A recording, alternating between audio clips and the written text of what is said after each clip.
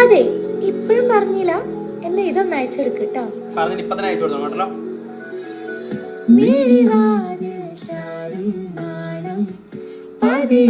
ഞാൻ തഴുകവേ ഇനി നീയും കൂടെ നിലവേകാൻ തിങ്കളേ ഒരു ചെറുനോം ചിരിയാക്കി പാതിനെയായി ഓരോ രാവും പകലാക്കി നേരിൽ മോഹവിലായി ഇവനിലായി ചേരുന്നു മുറിവേള കൈരേഖ പോൽ കഞ്ചി മാറി കാക്കാം എന്നോമലേ.